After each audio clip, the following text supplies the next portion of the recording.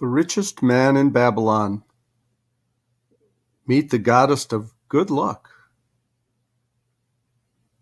If a man be lucky, there is no foretelling the possible extent of his good fortune. Pitch him into the Euphrates, and like as not, he will swim out with a pearl in his hand. From a Babylonian proverb. The desire to be lucky is universal. It was just as strong in the breasts of men 4,000 years ago in ancient Babylon as it is in the hearts of men today. We all hope to be favored by the whimsical goddess of good luck. Is there some way we can meet her and attract not only her favorable attention, but her generous favors? Is there a way to attract good luck? That is just what the men of ancient Babylon wished to know. It is exactly what they decided to find out. They were shrewd men and keen thinkers. That explains why their city became the richest and most powerful city of their time. In the distant past, they had no schools or colleges. Nevertheless, they had a center of learning, and a very practical one it was. Among the towered buildings in Babylon was one that ranked in importance with the palace of the king, the hanging gardens, and the temples of the gods. You will find scant mention of it in the history books, more likely no mention at all, yet it exerted a powerful influence upon the thought of that time. This building was the temple of learning where the wisdom of the past was expounded by voluntary teachers and where subjects of popular interest were discussed in open forums. Within its walls, all men met as equals. The humblest of slaves could dispute with impunity the opinions of a prince of the royal house.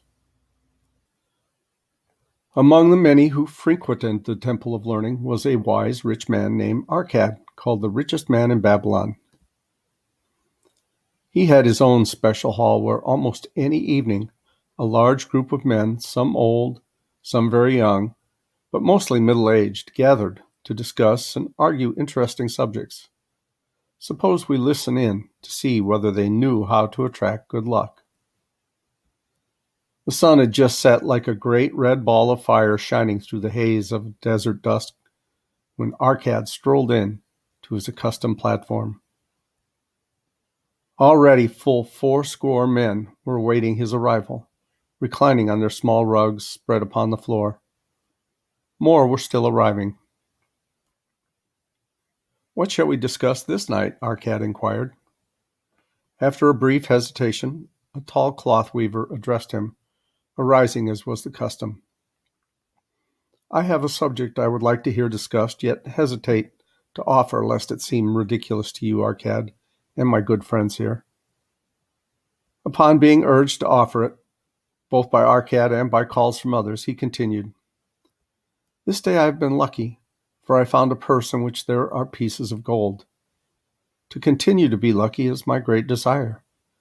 Feeling that all men share with me this desire, I do suggest we debate how to attract good luck, that we may discover ways it can be enticed to one."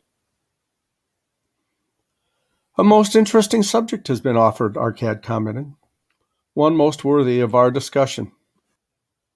To some men, good luck bespeaks but a chance happening, that, like an accident, may befall one without purpose or reason. Others do believe that the instigator of all good fortune is our most bounteous goddess, Ashtar, ever anxious to reward with generous gifts those who please her. Speak up, my friends. What say you? Shall we seek to find if there be means by which good luck may be enticed to visit each and all of us?"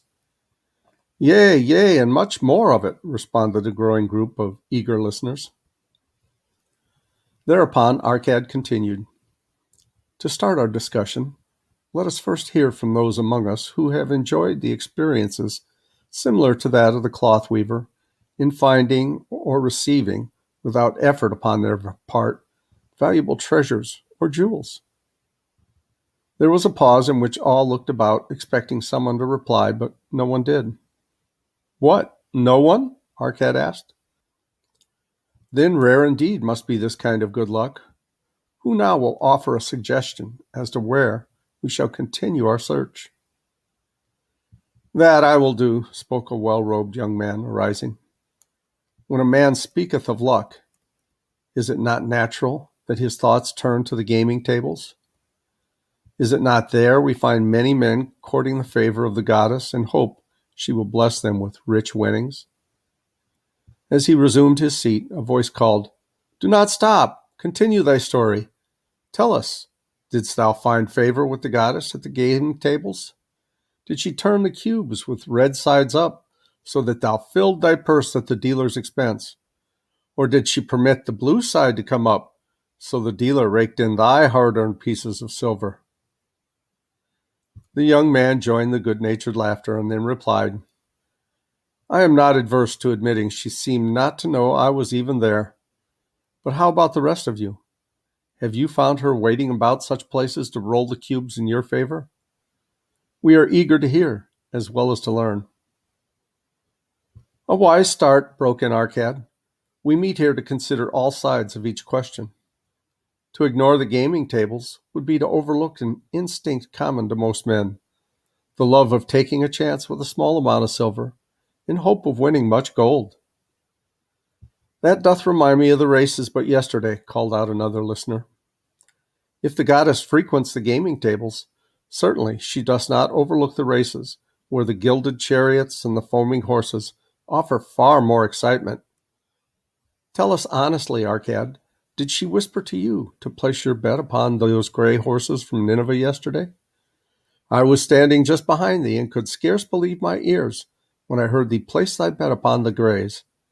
Thou knowest as well as any of us that no team in all Assyria can beat our beloved bays in a fair race. Didst the goddess whisper in thy ear to bet upon the grays, because at the last turn the inside black would stumble, and so interfere with our bays that the grays would win the race and score an unearned victory?" Arcad smiled indulgently at the banter. "What reason have we to feel the good goddess would take that much interest in any man's bet upon a horse race? To me, she is a goddess of love and dignity whose pleasure it is to aid those who are in need and reward those who are deserving. I look to find her not at the gaming tables or the races where men lose more gold than they win, but in other places where the doings of men are more worthwhile and more worthy of reward. In tilling the soil, in honest trading, in all of man's occupations, there is opportunity to make a profit upon his efforts and his transactions. Perhaps not all the time will he be rewarded, because sometimes his judgment may be faulty, and other times the winds and the weather may affect his efforts. Yet if he persists, he may usually expect to realize his profit. This is so because the chances of profit are always in his favor. But when a man playeth the games, the situation is reversed, for the chances of profit are always against him and always in favor of the gamekeeper. The game is so arranged that it will always favor the keeper. It is his business at which he plans to make a liberal profit for himself from the coins bet by the players. Few players realize how certain are the gamekeeper's profits and how uncertain are their own chances to win. For example, let us consider wagers placed upon the cube. Each time it is cast, we bet which side will be uppermost. If it be the red side, the game master pays us 4 times our bet. But if any of the other 5 sides comes uppermost, we lose our bet. Thus the figures show that for each cast, we have 5 chances to lose. But because the red pays 4 for 1, we have 4 chances to win. In a night's play, the game master can expect to keep for his profit 1/5 of all the coins wagered. Can a man expect to win more than occasionally against odds so arranged that he should lose 1/5 of all his bets? Yet some men do win large sums at times, volunteered one of the listeners. Quite so they do, Arcad continued. Realizing this, the question comes to me whether money secured in such ways brings permanent value to those who are thus lucky. Among my acquaintances are many of these successful men of Babylon, yet among them I am unable to name a single one who started his success from such a source. You who are gathered here tonight know many more of our substantial citizens. To me, it would be of much interest to learn how many of our successful citizens can credit the gaming tables with their start to success. Suppose each of you tell of those you know. What say you?" After a prolonged silence, a wag ventured, "Wouldst thy inquiry include the gamekeepers?" "If you think of no one else," Arcad responded. "If not one of you can think of anyone else, then how about yourselves? Are there any consistent winners with us who hesitate to advise such a source for their incomes?" His challenge was unanswered by a series of groans from the rear, taken up and spread amid much of the laughter. "It would seem we are not seeking good luck in such places as the goddess frequents," he continued. "Therefore, let us explore other fields. We have not found it in picking up lost wallets, neither have we found it haunting the game tables. As to the races, I must confess to have lost far more coins there than to have ever won. Now, suppose we consider our trades and businesses. Is it not natural, if we conclude a profitable transaction, to consider it not good luck, but just reward for our efforts? I'm inclined to think we may be overlooking the gifts of the goddess. Perhaps she really does assist us when we do not appreciate her generosity. Who can suggest further discussion?" Thereupon an elderly merchant arose, smoothing his genteel white robe. "With thy permission, most honorable Arcad and my friends, I offer a suggestion. If, as you have said, we take credit to our own industry and ability for our business success, why not consider the successes we almost enjoyed, but which escaped us, happenings which would have been most profitable? They would have been rare examples of good luck if they had actually happened. Because they were not brought to fulfillment, we cannot consider them as our just rewards. Surely many men here have had such experiences to relate." "Here is a wise approach," Arcad approved. "Who among you have had good luck within your grasp only to see it escape?" Many hands were raised, among them that of the merchant. Arcad motioned to him to speak. "As you suggested this approach, we should like to hear first from you." "I will gladly relate a tale," he resumed, "that doth illustrate how closely unto a man good luck may approach, and how blindly he may permit it to escape, much to his loss and later regret.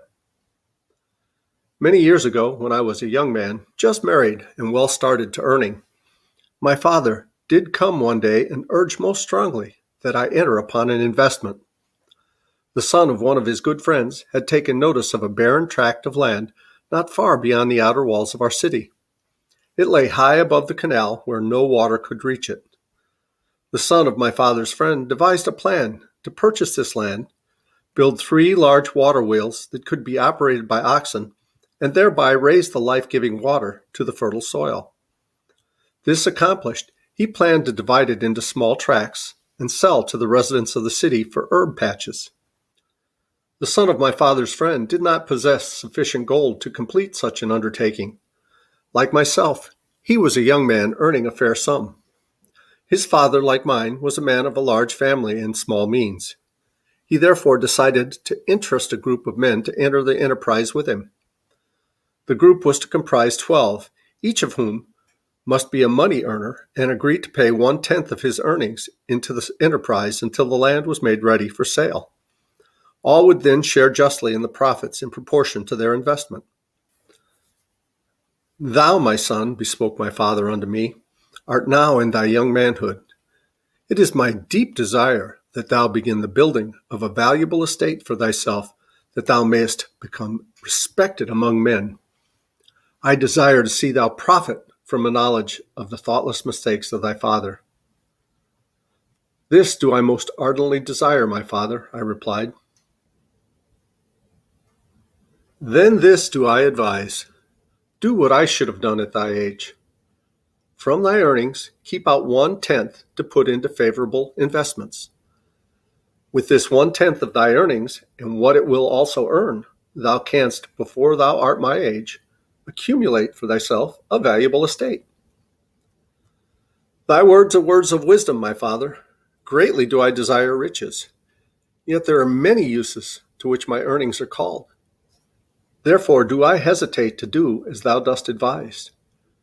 I am young. There's plenty of time. So I thought at thy age, yet behold, many years have passed, and I have not yet made the beginning. We live in a different age, my father. I shall avoid thy mistakes. Opportunity stands before thee, my son. It is offering a chance that may lead to wealth. I beg of thee, do not delay. Go upon the morrow to the son of my friend, and bargain with him to pay 10% of thy earnings into this investment. Go promptly upon the morrow. Opportunity waits for no man. Today it is here, soon it is gone. Therefore delay not. In spite of the advice of my father, I did hesitate. There were beautiful new robes just brought by the tradesmen from the east, robes of such richness and beauty.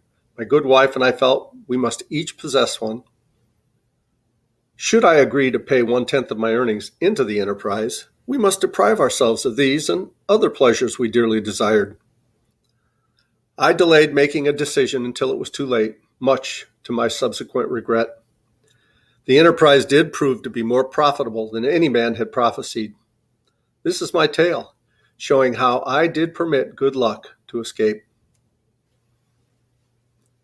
In this tale, we see how good luck waits to come to that man who accepts opportunity, commented a swarthy man of the desert. To the building of an estate, there must always be the beginning. That start may be a few pieces of gold or silver, which a man diverts from his earnings to his first investment. I myself am the owner of many herds.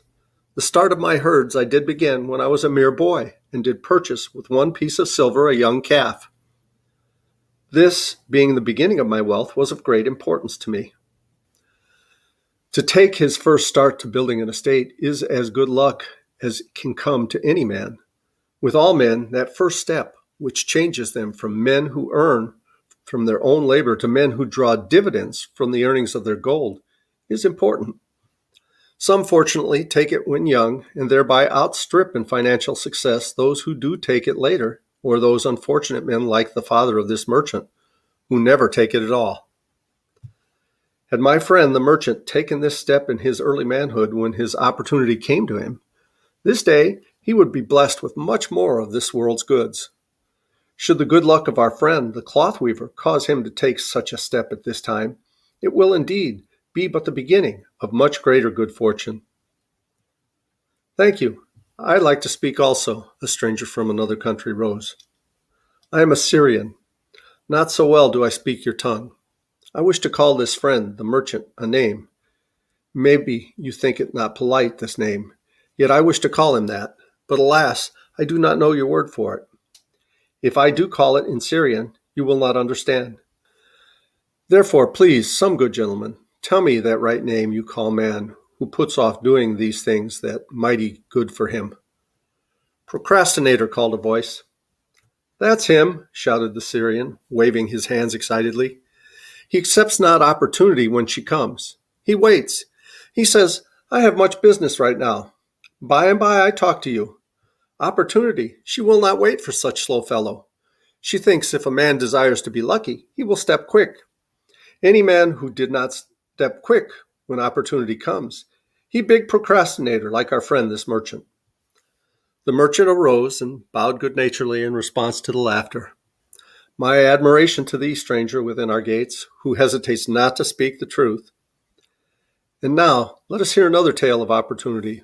Who has for us another experience? Demanded Arcad. I have, responded a red-robed man of middle age. I'm a buyer of animals, mostly camels and horses. Sometimes I do also buy the sheep and goats. The tale I'm about to relate will tell truthfully how opportunity came one night when I did least expect it. Perhaps this reason I did let it escape.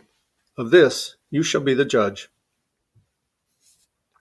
Returning to the city one evening after a disheartening 10 days' journey in search of camels, I was much angered to find the gates of the city closed and locked. While my slaves spread our tent for the night, which we looked to spend with little food and no water, I was approached by an elderly farmer who, like ourselves, found himself locked outside. "Honored sir," he addressed me, "from thy appearance, I do judge thee to be a buyer. If this be so, much would I like to sell to thee the most excellent flock of sheep just driven up. Alas, my good wife lies very sick with the fever. I must return with all haste. Buy thou my sheep, that I and my slaves may mount our camels and travel back without delay." So dark it was that I could not see his flock, but from the bleating I did know it must be large. Having wasted 10 days searching for camels I could not find, I was glad to bargain with him. In his anxiety, he did set a most reasonable price. I accepted, well knowing my slaves could drive the flock through the city gates in the morning and sell at a substantial profit. The bargain concluded, I called my slaves to bring torches, that we may count the flock which the farmer declared to contain 900. I shall not burden you, my friends, with a description of our difficulty in attempting to count so many thirsty, restless, milling sheep. It proved to be an impossible task. Therefore, I bluntly informed the farmer I would count them in the daylight and pay him then. "Please, most honorable sir," he pleaded, "pay me but two-thirds the price tonight, that I may be on my way. I will leave my most intelligent and educated slave to assist to make the count in the morning. He is trustworthy, and to him thou canst pay the balance." But I was stubborn and refused to make payment that night. Next morning, before I woke, the city gates opened, and 4 buyers rushed out to search of flocks. They were most eager and willing to pay high prices because the city was threatened with siege, and food was not plentiful. Nearly 3 times the price at which he had offered the flock to me did the old farmer receive for it. Thus was rare good luck allowed to escape. "Here is a tale most unusual," commented Arcad. "What wisdom doth it suggest?" "The wisdom of making a payment immediately when we are convinced our bargain is wise," suggested a venerable saddle maker. "If the bargain be good, then thou dost need protection against thy own weakness as much as against any other man. We mortals are changeable. Alas, I must say, more apt to change our minds when right than wrong. Wrong, we are stubborn indeed.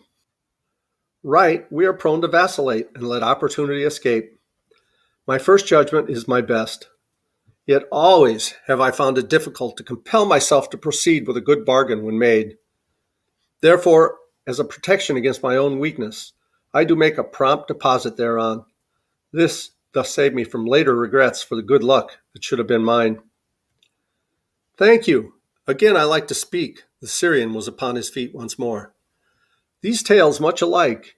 Each time, opportunity fly away for same reason. Each time she come to procrastinator bringing good plan. Each time they hesitate, not say, right now, best time, I do it quick. How can men succeed that way?" "Wise are thy words, my friend," responded the buyer. "Good luck fled from procrastination in both these tales. Yet this is not unusual. The spirit of procrastination is within all men. We desire riches, yet how often, when opportunity doth appear before us, that spirit of procrastination from within does urge various delays in our acceptance. In listening to it, we do become our own worst enemies. In my younger days, I did not know it by this long word our friend from Syria doth enjoy. I did think at first it was my own poor judgment that did cause me to lose my profitable trades. Later, I did credit it to my stubborn disposition. At last, I did recognize it for what it was, a habit of needless delaying where action was required. Action prompt and decisive. How I did hate it when its true character stood revealed. With the bitterness of a wild ass hitched to a chariot, I did break loose from this enemy to my success. "Thank you. I like ask question from Mr. Merchant," the Syrian was speaking. "You wear fine robes, not like those of poor men. You speak like successful men. Tell us, do you listen now when procrastination whispers in your ear?" "Like our friend the buyer, I also had to recognize and conquer procrastination," responded the merchant. "To me, it proved to be an enemy, even watching and waiting to thwart my accomplishments. The tale I did relate is but one of many similar instances I could tell how it drove away my opportunities. 'Tis not difficult to conquer once understood. No man willingly permits the thief to rob his bins of grain, nor does any man willingly permit an enemy to drive away his customers and rob him of his profits. When once I did recognize that such acts as these my enemies was committing, with determination I conquered him. So must every man master his own spirit of procrastination before he can expect to share in the rich treasures of Babylon. What sayest, Arcad? Because thou art the richest man in Babylon, many do proclaim thee to be the luckiest. Dost agree with me that no man can arrive at a full measure of success until he hath completely crushed the spirit of procrastination within him? It is even as thou sayest, Arcad admitted. During my long life, I have watched generation follow generation, marching forward along those avenues of trade, science, and learning that lead men to success in life. Opportunities came to all these men. Some grasped theirs and moved steadily to the gratification of their deepest desires, but the majority hesitated, faltered, and fell behind. Arcad turned to the cloth weaver. Thou dost suggest that we debate good luck. Let us hear what thou now thinkest upon the subject. I do see good luck in a different light. I had thought of it as something most desirable that might happen to a man without effort upon his part. Now I do realize such happenings are not the sort of thing one may attract to himself. From our discussions have I learned that to attract good luck to oneself, it is necessary to take advantage of opportunities. Therefore, in the future, I shall endeavor to make the best of such opportunities as do come to me. Thou hast well grasped the truths brought forth in our discussion, Arcad replied. Good luck, we do find, often follows opportunity, but seldom comes otherwise. Our merchant friend would have found great good luck had he accepted the opportunity the good goddess did present to him. Our friend the buyer, likewise, would have enjoyed good luck had he completed the purchase of the flock and sold at such a handsome profit. We did pursue this discussion to find a means by which good luck could be enticed to us. I feel we have found the way. Both the tales did illustrate how good luck follows opportunity. Herein lies a truth that many similar tales of good luck, won or lost, could not change. The truth is this: good luck can be enticed by accepting opportunity. Those eager to grasp opportunities for their betterment do attract the interests of the good goddess. She is ever anxious to aid those who please her. Men of action please her best. Action will lead thee forward to the successes thou dost desire. Men of action are favored by the goddess of good luck.